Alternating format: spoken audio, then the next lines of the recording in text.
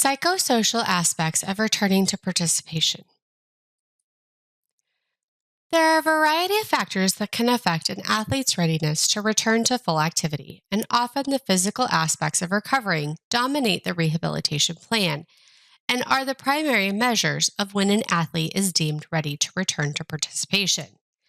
However, research has shown that psychosocial and sport related factors also play a critical role in athlete readiness to return to sport following injury. Athletic trainers should be encouraged to take a more holistic view of readiness to return to participation following an athletic injury, including both physical and psychosocial aspects to recovery. Athletes often encounter psychosocial and sport related concerns regarding return to participation. Psychosocial concerns include re injury anxiety, identity concerns, isolation from the team, inadequate social support, and pressure to return. Sport related concerns include fitness, the role on the team, and concerns whether they are up to speed on plays, tactics, or strategies. Starting out with re-injury anxiety. Re-injury anxieties are typically more common in instances where athletes have experienced severe injury, prolonged sport absence, heightened levels of pain, or setbacks through the rehabilitation process, as well as pressures to make an expedited return.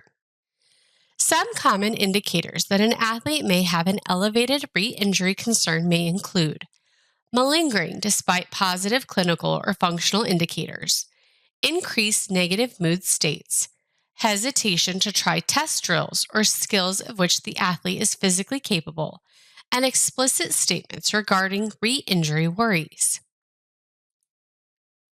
Think about what we have discussed earlier in this course related to the link between negative consequences of stress and anxiety and injury risk. Athletes who experience re-injury anxiety may actually be at a greater risk for re-injury because of the psychological and attentional changes that accompany anxiety. Re-injury anxiety may increase the likelihood of an actual injury, as it creates a narrowing of the peripheral vision. It also creates a concentration deficit. It creates increased muscle tightness. It creates decreased timing and coordination, and it creates increased muscle fatigue, all of which are concerning. Many athletes believe that they are not true athletes unless they are fully participating. There are a variety of aspects of injury that can lead an athlete to experience the loss of an athletic identity following injury. Some of these include feeling isolated from the rest of the team, since they may not be able to practice or participate in all sporting activities. Additionally, injured athletes may feel unsupported by coaches, teammates, or even significant others while they're dealing with an injury. There are numerous sources of pressure that can lead an athlete to feel like they need to return to activity faster than they are ready for. Those can include external pressure from coaches, teammates, or significant others to return before they are physically or mentally ready. And these pressures are not always explicit. Often they are subtle or inadvertent. Additionally, the media is often a source of pressure for top-level athletes to return to sport. However, one of the most prevalent pressures is the pressure that the athlete places on themselves to return to activity. Athletes who have been absent from sport for prolonged periods may have concerns about their overall in-game specific fitness levels. Athletes value feeling fit and may react negatively when they feel that their fitness activity levels are reduced. For many athletes, a lack of game-specific fitness results in an inability to exert effort over the course of an entire game, diminished reaction times, and poor decision-making skills. The resulting performance decrements can be a source of tremendous frustration for athletes. At returning to participation, athletes will have questions about whether or not they will return to their pre-injury role and status on their team, or if they have been replaced by those who have filled in during their absence. Athletes often have concerns over whether they're familiar with new plays or strategies that were implemented while they've been out of commission from participating in athletic activities. Concussion injuries present some unique considerations and challenges to athletes in the rehabilitation and return to participation process. Some of the unique characteristics related to the rehabilitation for concussions include the invisible nature of concussive injuries, the need for both physical and cognitive rest, and the presence of depressive moods that occur with concussive type of injuries. Self-determination theory is a motivational theory that examines the factors in the environment that influence an individual's tendency towards self-motivated behavior, psychological health, and well-being, and task-related performance. According to the originators of self-determination theory, all individuals have three basic psychological needs that, when met or satisfied by the environment, result in better psychological health and well-being, enhanced internal motivation, and heightened performance. However, if these needs are not met, athletes may experience apathy, alienation, and an increased stress and anxiety level. Self-determination theory is a useful theoretical framework for guiding athletic trainers' intervention efforts addressing the psychosocial and sport-related concerns that often accompany return to participation. By using interventions to address athletes' sense of competence, relatedness, and autonomy, athletic trainers may be able to effectively address athlete, psychosocial, and sport-related concerns of a return to participation. Although the development of inventories designed to specifically address athletes at the social readiness to return to participation is still in its infancy, these surveys listed on this slide may be helpful in attempting to determine their readiness to return to activity.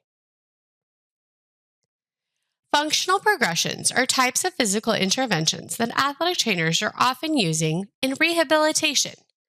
Understanding how successful completion of each step also instills confidence in athletes is important for athletic trainers to appreciate. Recording objective measures of strength, range of motion, power, and function that show improvement over time can also boost recovering athletes' confidence.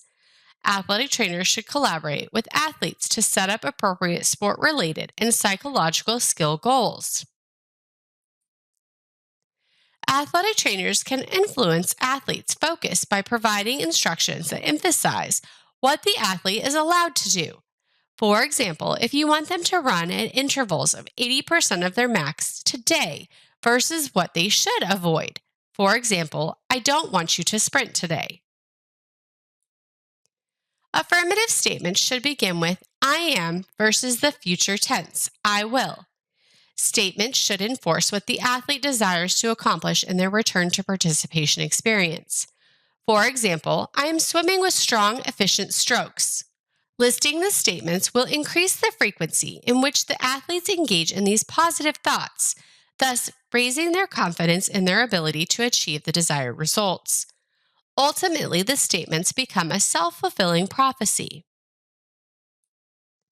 Athletes will frequently state when they are trying to use performance imagery following their injury, they will tend to see their injury when they visualize the move, skill, or situation that caused their initial injury.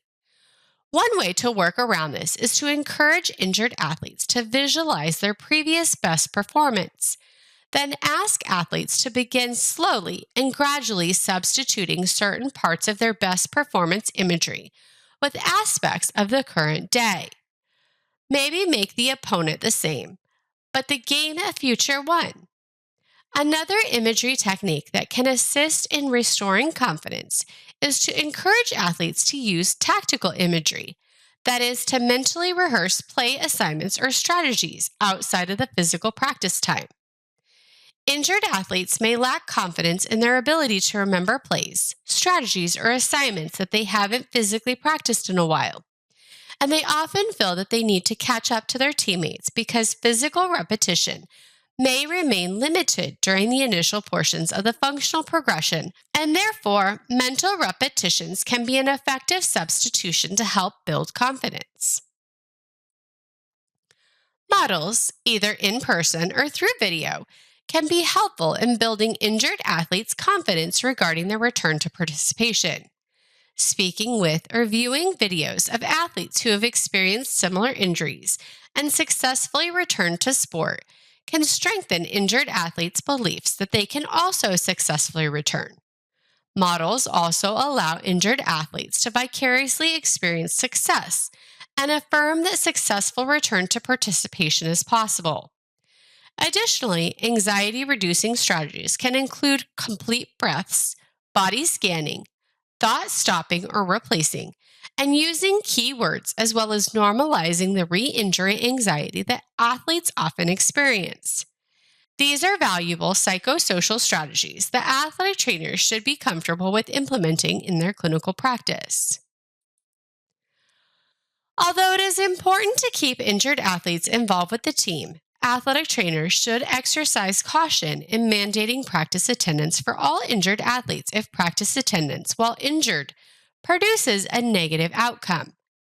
Other methods of meaningful team involvement should be pursued, such as analyzing film or scouting opponents.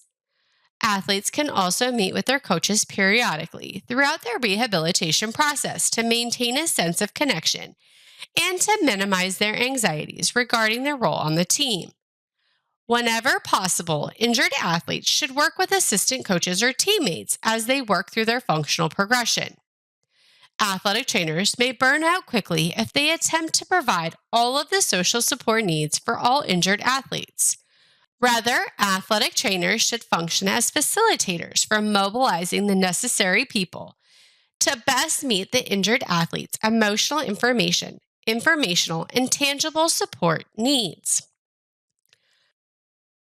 Interventions for maintaining autonomy. Injured athletes must also be active participating participants in the rehabilitation process.